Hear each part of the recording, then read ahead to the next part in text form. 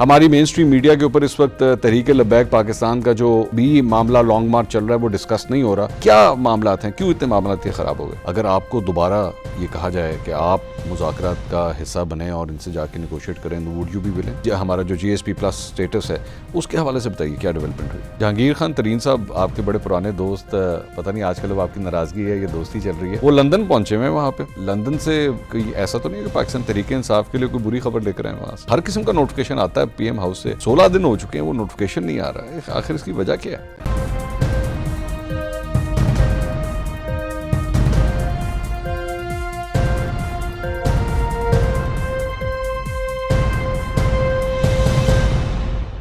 السلام علیکم ناظرین, میں ہوں منصور علی خان. اپنے یوٹیوب چینل کے اوپر آپ کو خوش آمدید کہوں گا. سب سے پہلے آپ سے درخواست کروں گا کہ چینل کو سبسکرائب کرنا مت بھولیے گا اور بیل آئیکن ضرور پریس کیجیے گا.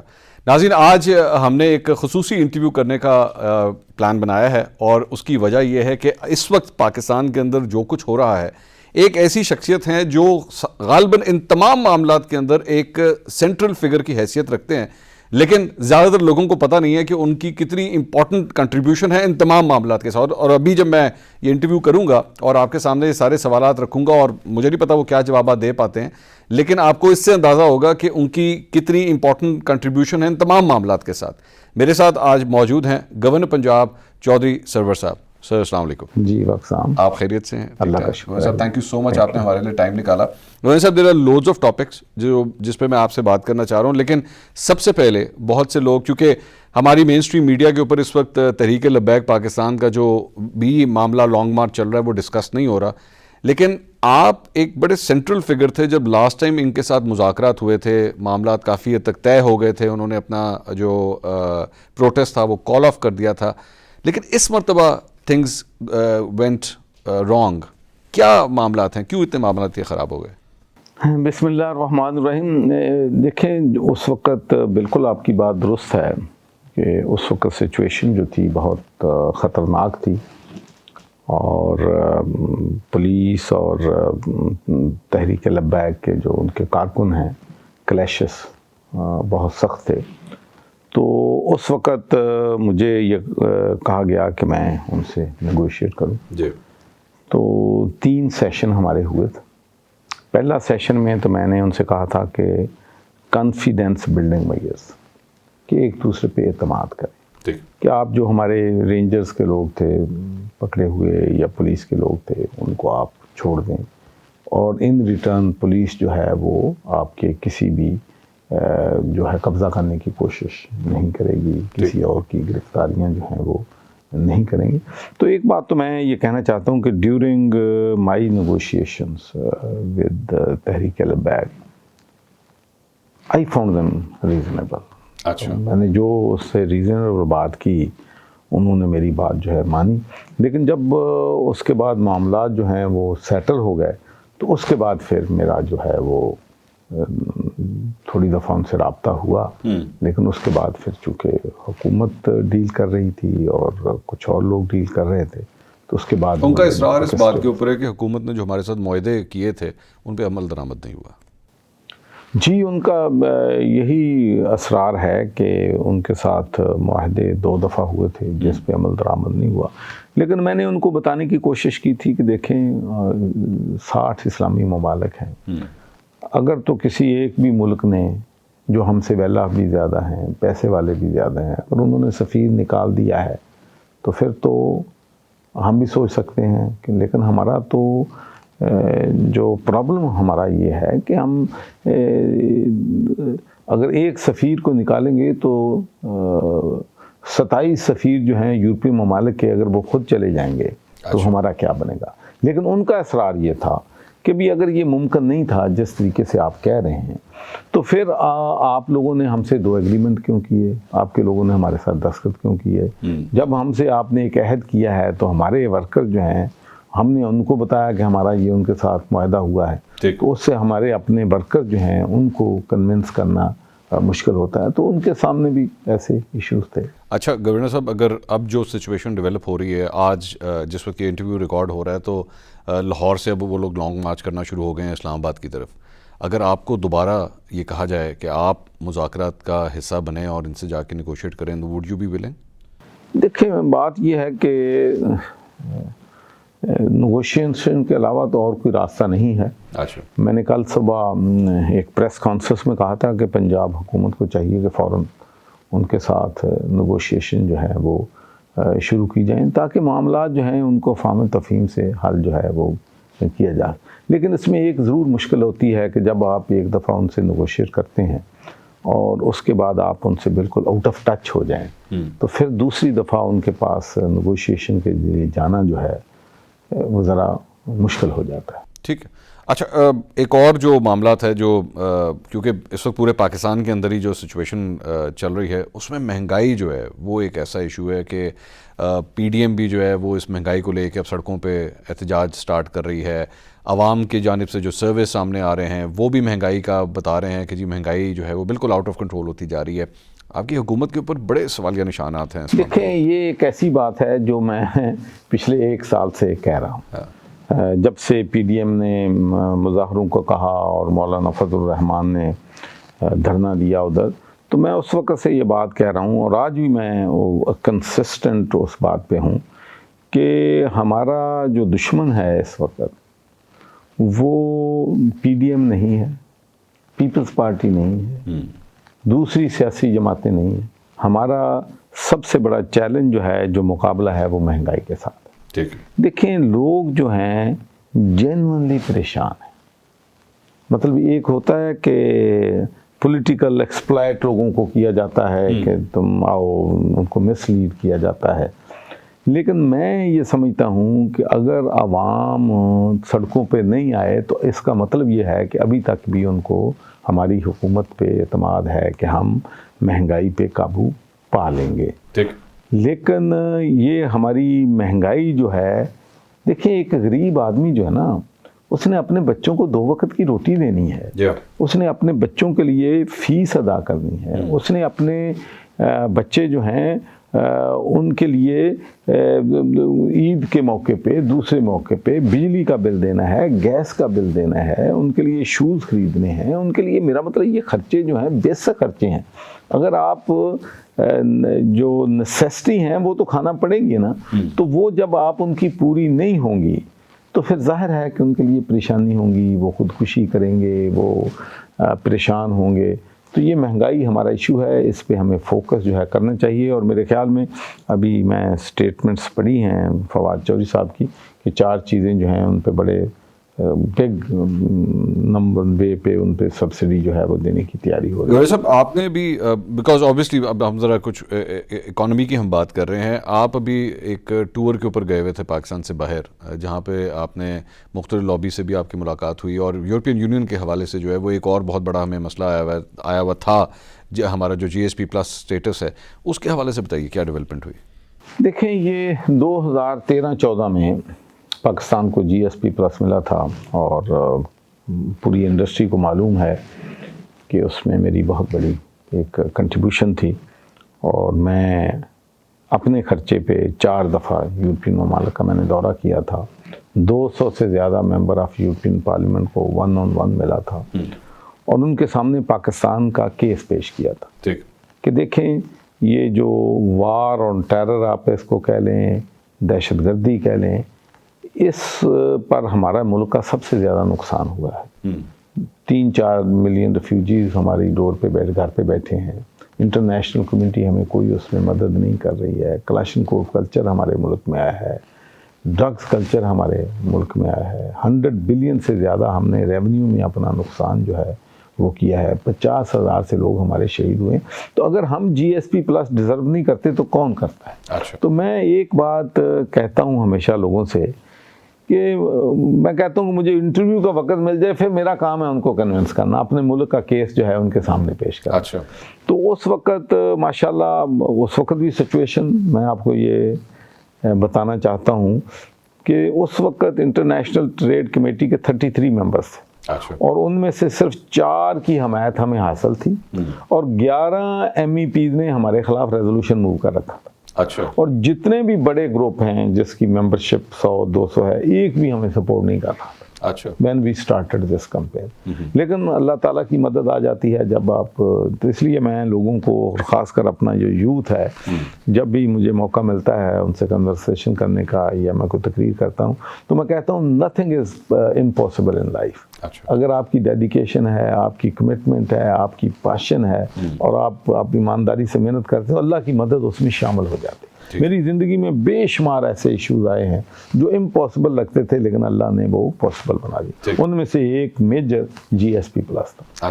تو وہ ہمیں ماشاءاللہ میں 33 جو انٹر کمیٹی کے ممبر سے ان سب سے ملا, ان کو کنونس کیا, all 33. اور سب سے امپورٹنٹ بات ہے, آپ یہ حیران ہوں گے کہ جن 11 نے ہمارے خلاف ریزولوشن موو کیا ہوا تھا ان میں سے بھی میں نے 5-6 کو وڈرا کروا کے اپنی سپورٹ میں کر لیا. اچھا, یہ اللہ کی مہربانی, اللہ کی مہربانی ہے.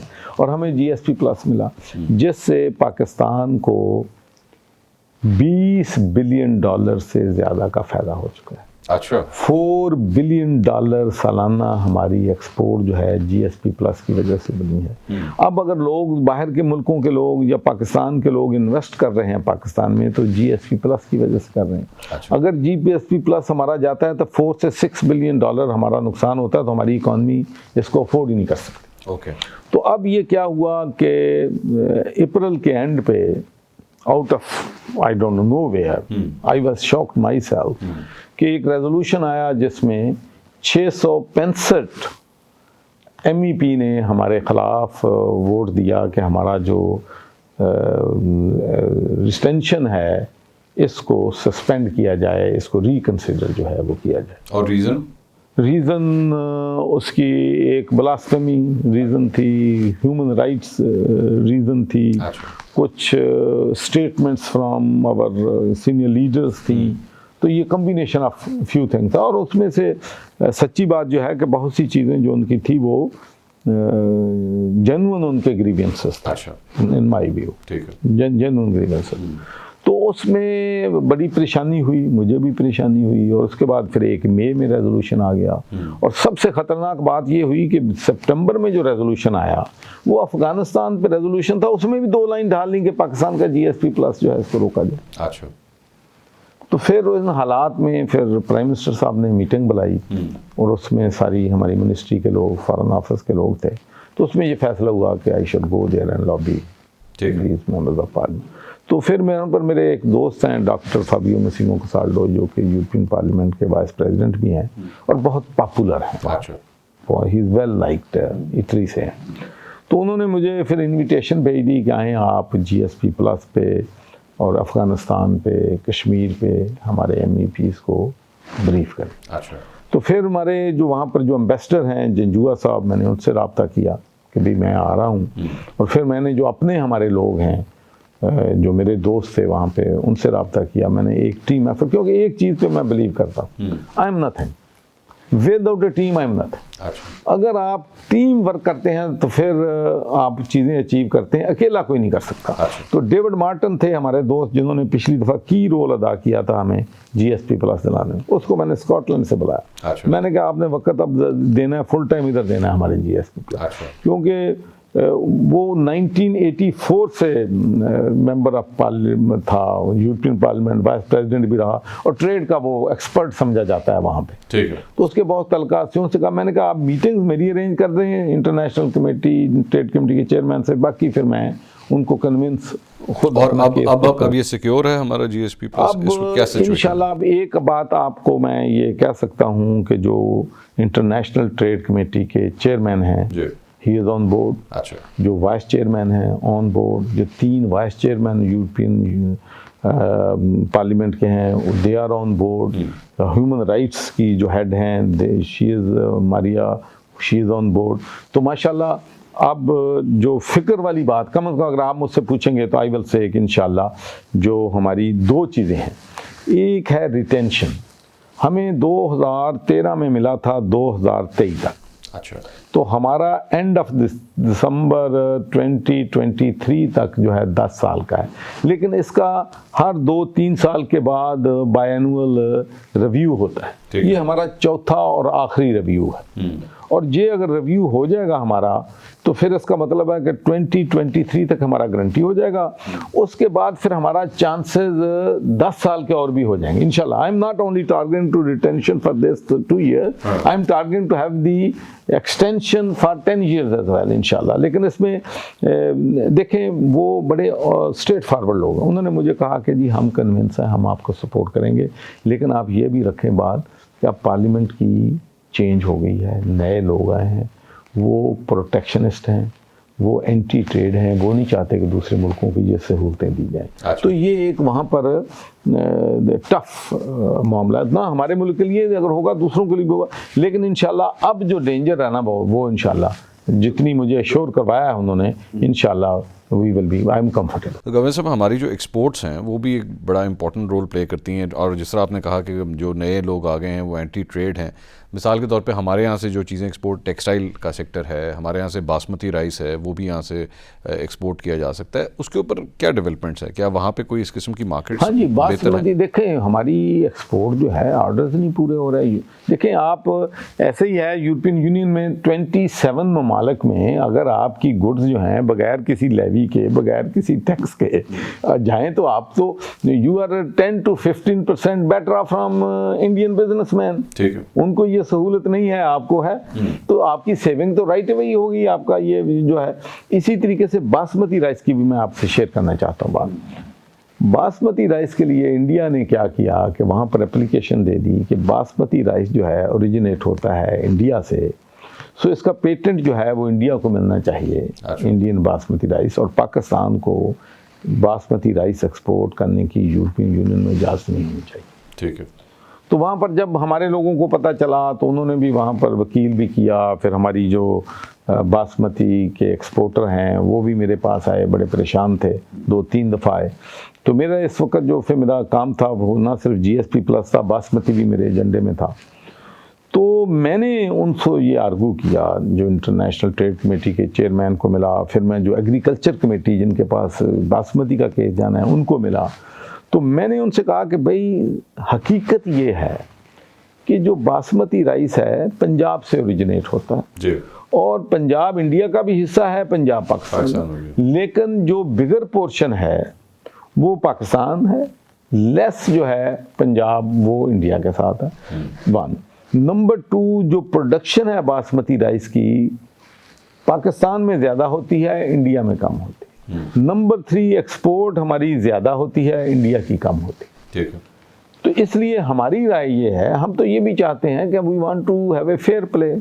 ہم بالکل نہیں چاہتے کہ انڈیا کی باسمتی رائس جو ہے وہ جو ہمارا برا چاہتے ہیں, ہم نہیں چاہتے. ہم یہ کہتے ہیں کہ وہاں کا فارمر جو ہے اس کو بھی غریب آدمی ہے, اس کو بھی لک آفٹر کرنا ہے, تو آپ اس کو پیٹنٹ جو ہے وہ انڈین باسمتی کر دیں اور ہماری جو ہے اس کو باسمتی رائس کر دیں. لیکن یہ نہیں ہو سکتا کہ آپ ہمیں ڈپرائیو کر دیں جہاں زیادہ پروڈکشن جو ہے ہوتی ہے. تو اس پہ بھی ماشاءاللہ وہ دے ور کنونس ود مائی آرگومنٹ کہ یہ بات درست ہے کہ ان کو جو ہے اگر آپ کی بھی اوریجنیٹ ہوتا ہے تو پھر ان کو سول رائٹس جو ہے وہ نہیں ملنے چاہیے. تھوڑا سا جہاں ہم لوگ یورپ کے اندر بات کر رہے ہیں تو ذرا پالیٹکس والی سائڈ پہ بھی آ جائیں. وہ جہانگیر خان ترین صاحب آپ کے بڑے پرانے دوست, پتہ نہیں آج کل اب آپ کی ناراضگی ہے یا دوستی چل رہی ہے, وہ لندن پہنچے ہوئے ہیں وہاں پہ.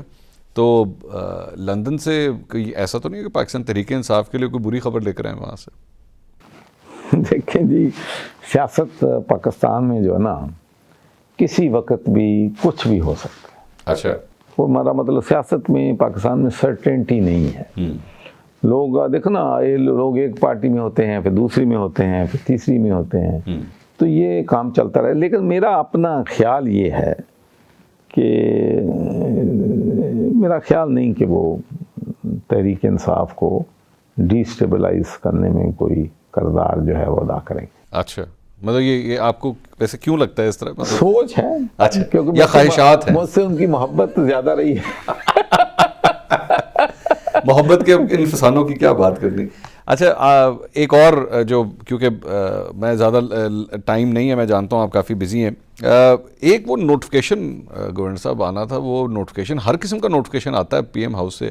ایک نوٹیفیکیشن ہے جس کا بڑا لوگوں کو انتظار ہے, 16 دن ہو چکے ہیں وہ نوٹیفیکیشن نہیں آ رہا ہے. آخر اس کی وجہ کیا ہے؟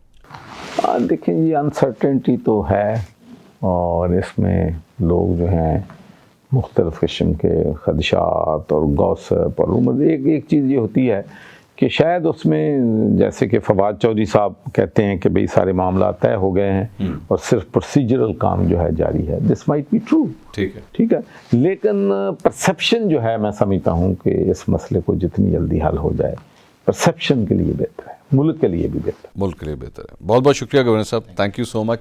ناظرین, گورنر پنجاب چودھری سرور صاحب ہمارے ساتھ موجود تھے, اور جی ایس پی پلس کے حوالے سے میرے خیال میں پاکستانیوں کے لیے ایک بہت اچھی خوشخبری ہے. ہمیں صحافیوں کو اکثر یہ کرٹیسزم ملتا ہے کہ جناب آپ ہمیں بری خبریں ہی سناتے ہیں, تو گورنر صاحب کو ساتھ بٹھا کے چلیں, آج ہم نے آپ کے ساتھ کوئی اچھی خبر بھی شیئر کر لی کہ جی ایس پی پلس کے حوالے سے جو پاکستان کے اوپر ایک تلوار لٹکی ہوئی تھی وہ کم از کم خطرہ جو ہے وہ کافی حد تک ٹل گیا ہے. کوشش ہوگی آگے بھی چل کے اچھی خبریں آپ کے ساتھ شیئر کریں, لیکن کیا کریں, پاکستان میں جب خبریں ہی بری آئیں تو پھر ہمیں آپ کے ساتھ وہی خبریں ڈسکس کرنی پڑتی ہیں. اگلے ویلاگ میں دوبارہ ملاقات ہوگی. اللہ حافظ.